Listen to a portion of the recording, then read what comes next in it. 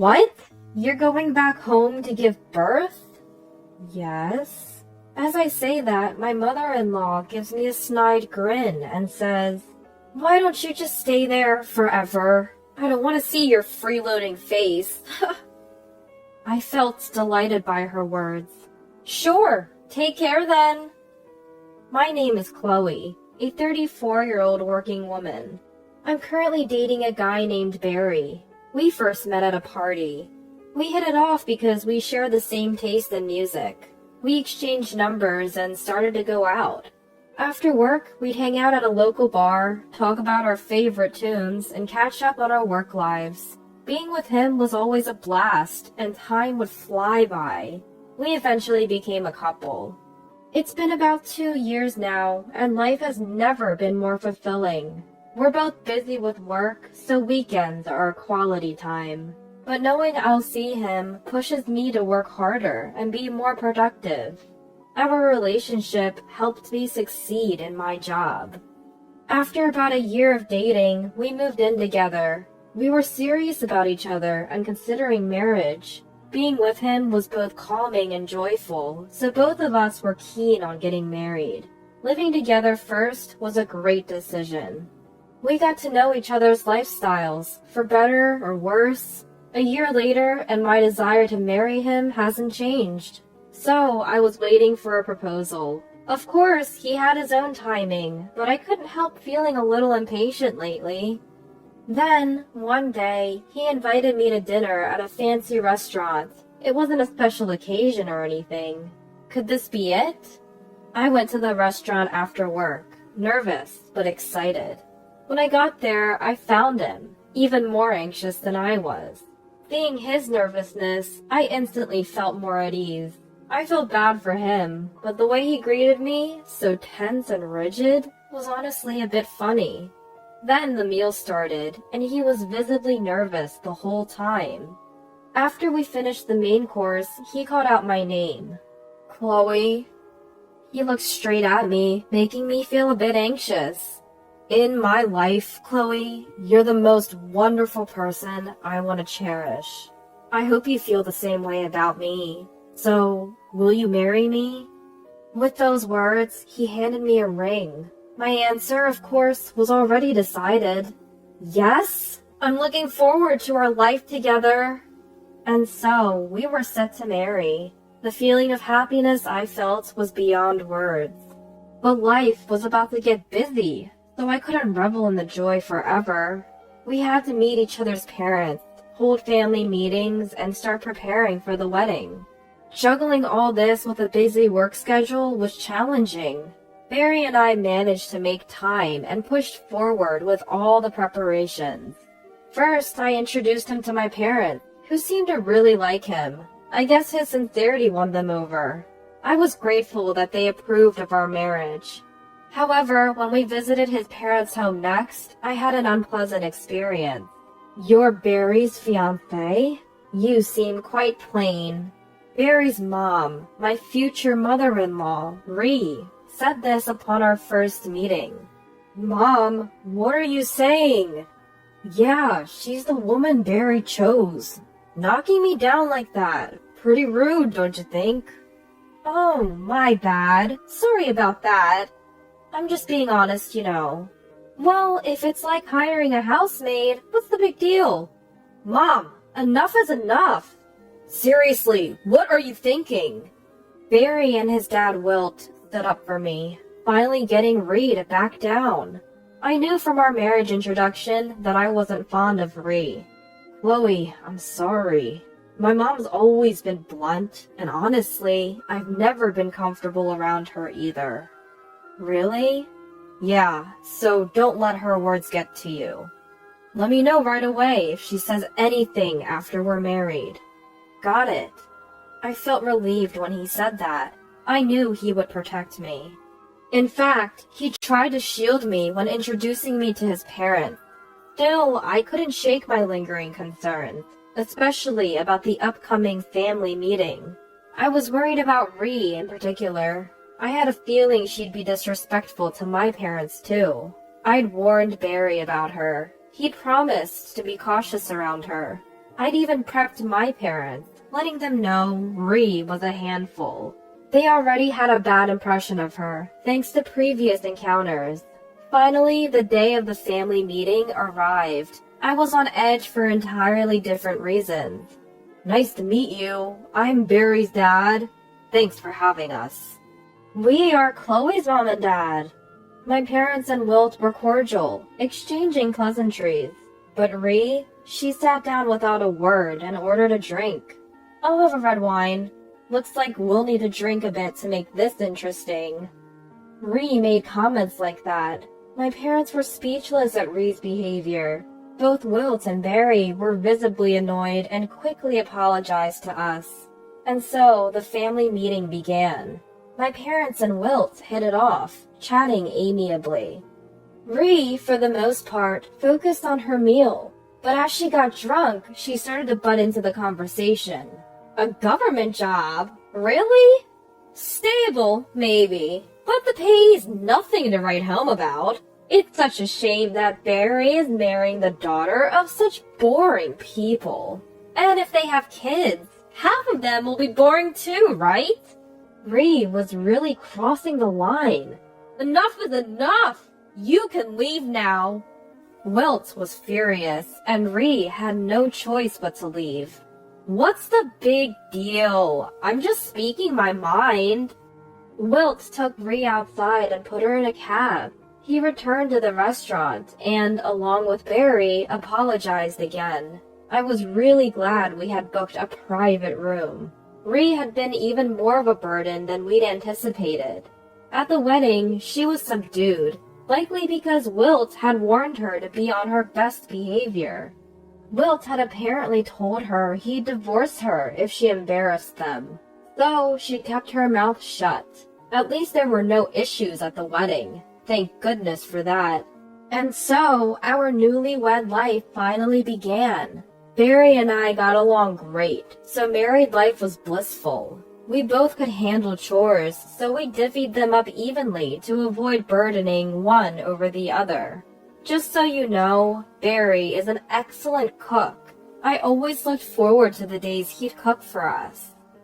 Of course, on days when he's the chef, but gets held up at work, we cooked together. By cooperating like this, we were enjoying our days as a happy couple.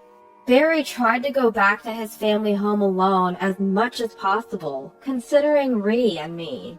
Thanks to that, I avoided any direct snide comments or attacks from Ree. I'm truly grateful for Barry's consideration. But then, a tragic event occurred. Wilt collapsed from an illness and passed away. Barry and I rushed to the hospital, but it was too late. What the... Dad? Why? Barry was very fond of Wilt, so he took it pretty hard, and Ree was visibly upset too. How dare you leave me behind like this? Though I don't like Ree, I felt for her in that moment. I was sad to lose Wilt, who had always treated me so well. Soon we found ourselves busy with funeral arrangements. While grieving, Barry took charge of the preparations. I did my best to support him as much as possible. The funeral concluded smoothly. We think we managed to give Wilt a proper farewell. Afterward, life returned to normal for Barry and me. It took some time to recover from the shock of losing Wilt, but we managed. Barry also seemed to have resolved to move forward in life. However, a new issue arose. Barry? Chloe? Help me!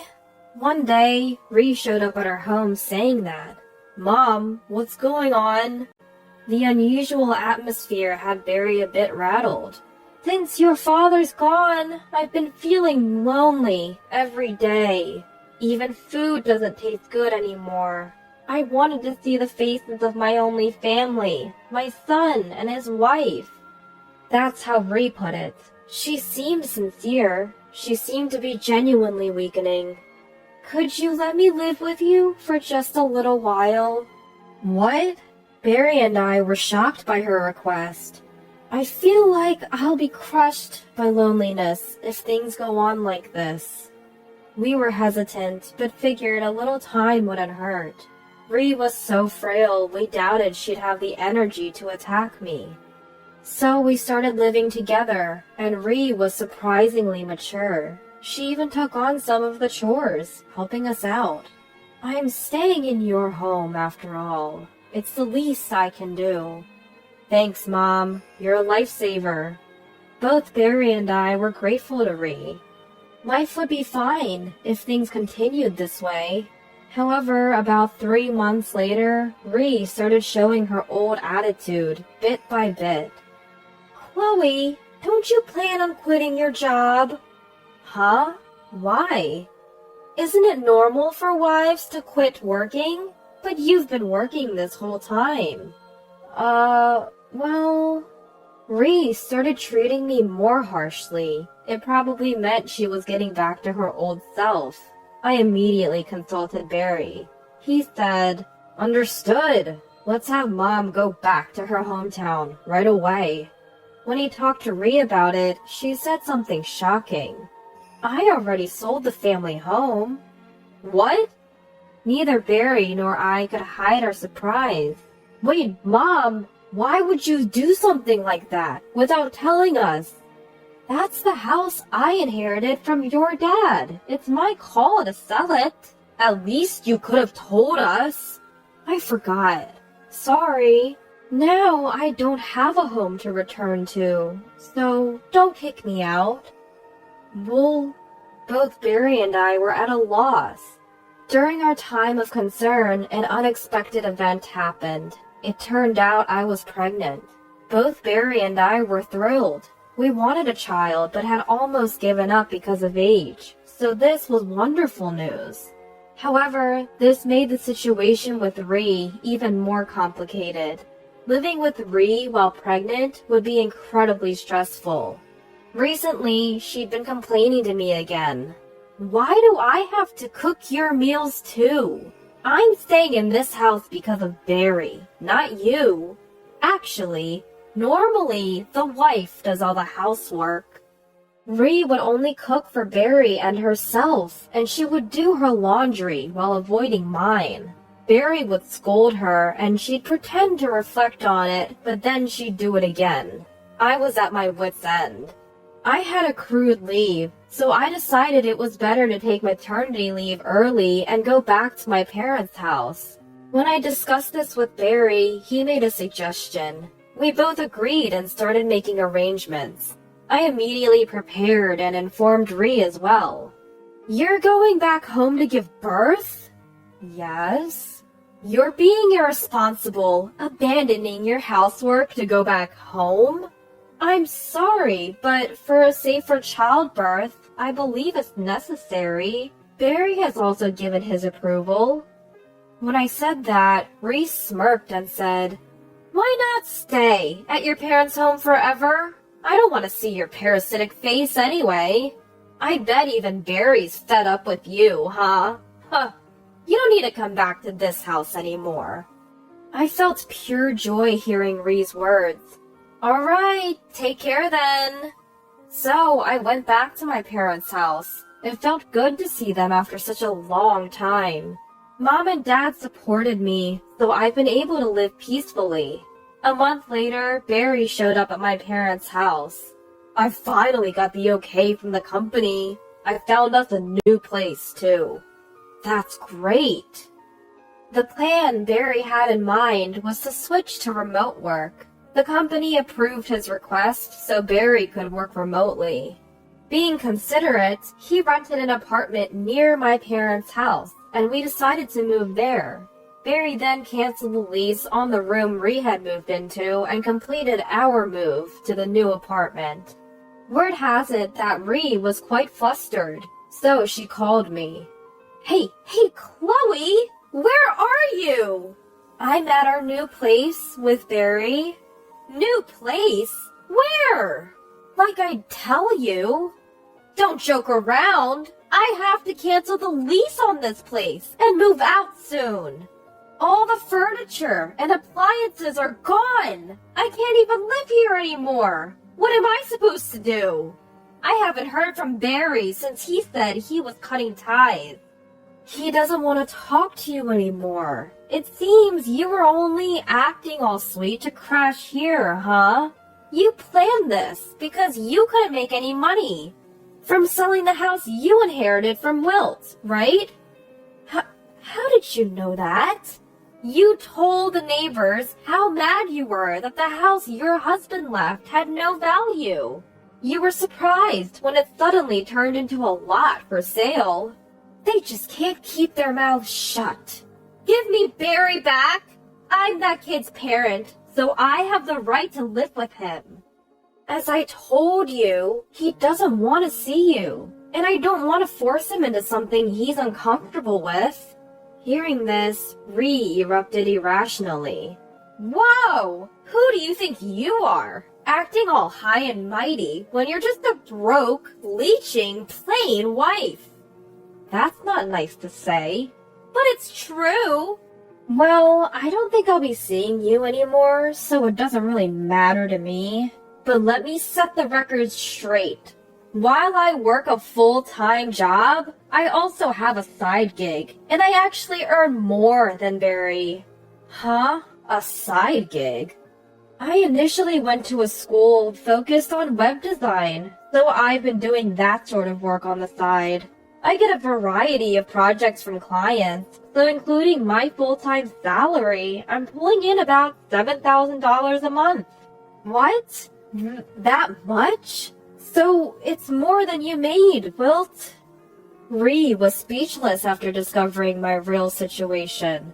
I guess she didn't expect that his underestimated wife was earning that much. But none of this concerns you, Ree. With Barry cutting ties, I'll be distancing myself even more from you. Hold on! If you're making that much, maybe you could help me out a little. The moment Ree said that, I hung up and blocked her calls. I felt a bit relieved knowing I had exposed Ree's true colors and made her feel regretful. The thought of never having to deal with Ree again also made me happy. She doesn't know where my parents' house is or where I work. Barry's job is now remote and our new address is unknown to her, so the chances of Ree finding us are next to zero. I heard that Ree has always had a spending problem, and whatever inheritance Wilt left is virtually nothing.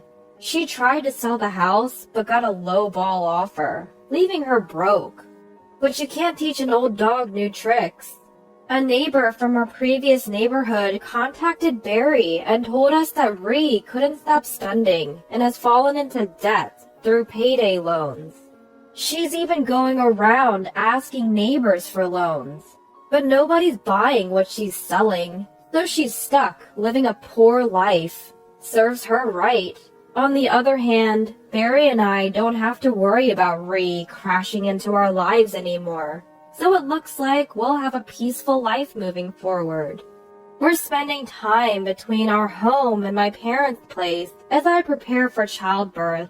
Once the baby is born, Barry and I plan to raise our child and enjoy our days together.